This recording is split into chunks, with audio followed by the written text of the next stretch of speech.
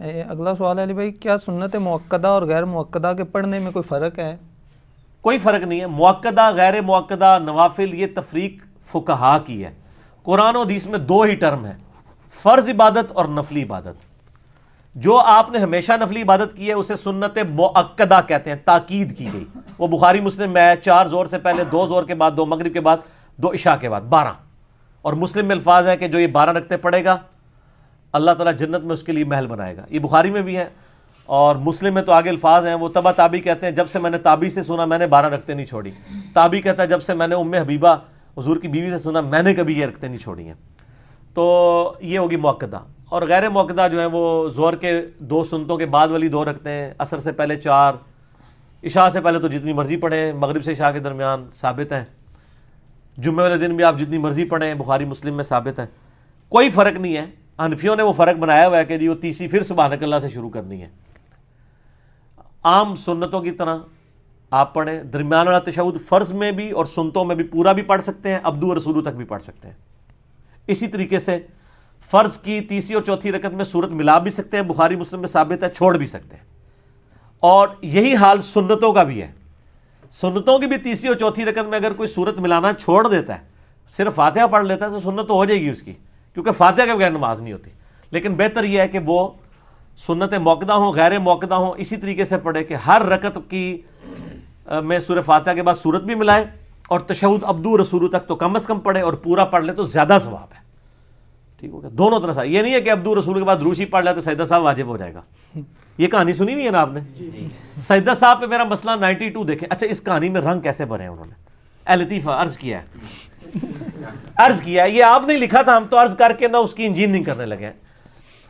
انہوں نے فقہ حنفی میں یہ مسئلہ لکھا ہوا ہے کہ اگر کوئی اللہم صلی علی پڑھ لینا عبدو رسولو کے بعد تو اس میں سجدہ صاحب واجب نہیں ہے. اگر اس نے پڑھ دیا اللہم صلی علی محمد تو اب 3 لفظ ہو گئے، تو اب سجدہ صاحب کرے گا، کیونکہ اس وقت تو نہیں پڑھنا تھا اور پڑھ دیا. حالانکہ میں نے سنن نسائی سے ثابت کیا کہ نبی علیہ السلام درمیان والے تشہد میں بھی پوری پڑھ لیا کرتے تھے.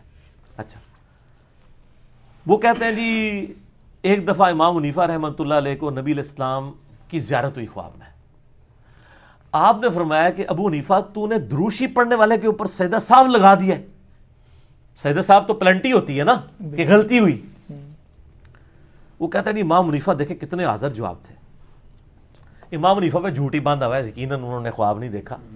تو اب اگر میں مذاق اڑاؤں تو امام حنیفہ کا نہیں اڑا رہا ہوں گا، آپ کے واقعے کا اڑا رہا ہوں گا. وہ کہتے ہیں جی کہ امام حنیفہ نے کہا کہ یا رسول اللہ وسلم میں نے تو درود شریف اس پہ سجدہ صاحب واجب کیا ہے جو بھول کر غافل ہو کر درود پڑھے. ہائے ہائے ہائے سر انجینئرنگ ہو چکی ہے کرنا، رک جاؤ. تو وہ چونکہ اس نے غافل ہو کے پڑھا ہے تو غافل ہونے کی سزا یہ ہے کہ سجدہ صاحب کرے. ان سے پوچھے فقہ حنفی میں لکھا ہوا ہے کہ ہر وہ کام جس سے سجدہ صاحب واجب ہوتا ہے اگر وہ جان بوجھ کے کیا جائے تو نماز ہی نہیں ہوتی.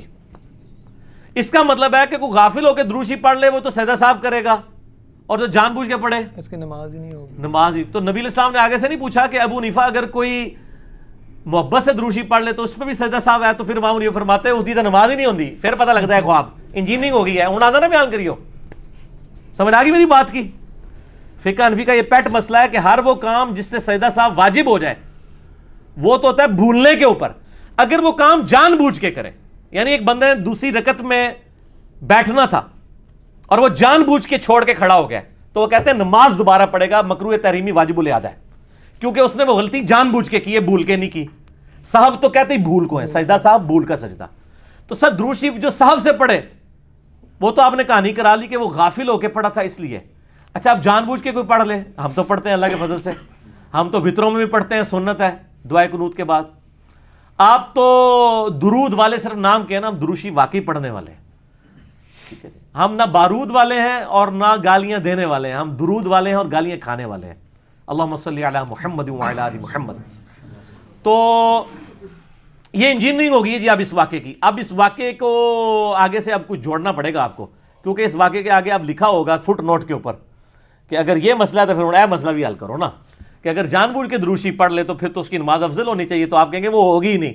سر یہ جب آپ کہانی کرائیں گے نا تو آپ کو پتہ چل جائے گا آپ نے بزرگوں کے اوپر جھوٹے خواب باندھے ہوئے. پھر غصہ میرے پہ نہ کھایا کریں. سر آپ کے اگر بزرگوں نے اس طرح کی ادھوری چیزیں دی ہیں جو بعد میں پکڑی گئی ہیں تو سر میرا تو قصور نہیں ہے، انہوں نے خود غلطی کی ہے، نہ وہ کرتے نہ پکڑی جاتے. اب قرآن حدیث میں دیکھیں ہر چیز بالکل ٹنا ٹن ہے، اس میں کوئی آپ جھول نہیں نکال سکتے. تو میں ایک جملہ بولا کرتا ہوں کہ چور اپنی لنگوٹی چھوڑ جاتا ہے تو اسے وہ پکڑا جاتا ہے. تو یہ سارا واقعی جعلی ہے، جھوٹا واقعہ. ٹھیک ہو گیا. آخری سوال ہے آج کا. اگر امام ابو حنیفہ رحمۃ اللہ علیہ سے کوئی کتاب ثابت نہیں تو اتنی بڑی فقہ کیسے وجود میں آ گئی؟ اماموں کی تقلید کے حوالے سے کوئی اسپیشل لیکچر ہو تو وہ بھی بتا دیں. چلو مہربانی لیکچر ہی لے لو. مسئلہ نمبر 197 ہے میرا جی، 4 اماموں کی تقلید کا مسئلہ. اماموں کے نام کے اوپر یعنی ان کی علمی خدمات ہیں، انہوں نے میں نے کئی چیزیں ڈیوائز کی ہیں. ضروری نہیں ہوتا کہ کوئی کتاب لکھے گا تو اس کی فقہ آگے چلے گی. ہمیں کتاب والا مسئلہ تو ہم اس لیے کہتے ہیں کہ جب آپ ان کی طرف غلط بات منسوب کرتے ہیں تو ہم کہتے ہیں بتائیں انہوں نے کہاں لکھی ہے. یہ نہیں ہے کہ وہ بالکل ہی ان کے شاگرد تھے امام محمد، امام ابو یوسف، ان لوگوں نے کتابیں لکھی ہیں، ٹرانسفر کی ہیں. ایون تقریباً 60% مسائل میں صاحبین نے امام ابو یوسف اور امام محمد نے ان سے اختلاف بھی کیا. تو فقہ اس طریقے سے ان کی چلی ہے. تبھی تو کتاب الرد علی ابی حنیفہ چیپٹر ہے مصنف ابن ابی شیبہ کا. ابو حنیفہ کے وہ مسئلے جو قرآن و سنت کے خلاف ہیں اس زمانے میں ان کے خلاف چیپٹر لکھ دیا گیا ہے.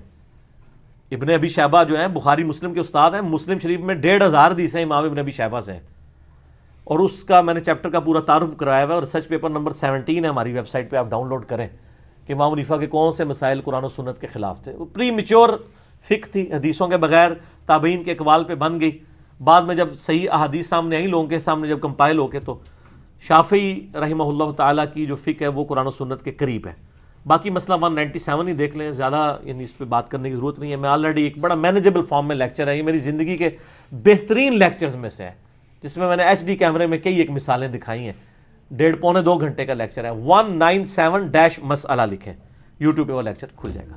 ٹھیک ہے جی، جزاک اللہ خیر. اللہ تعالیٰ سے دعا ہے جو حق بات میں نے کہی اللہ تعالیٰ ہمارے دلوں میں راسخ فرمائے. اگر جذبات میں میرے منہ سے کوئی غلط بات نکل گئی اللہ تعالیٰ ہمارے دلوں سے معاف کر دے. ہمیں کتاب و سنت کی تعلیمات پر عمل کر کے دوسرے بھائیوں تک پہنچانے کی توفیق عطا فرمائے. سبحانک اللہم و بحمدک اشہد ان لا الہ الا انت استغفرک و اتوب الیک وما علینا الا البلاغ المبین. جزاکم اللہ خیرا.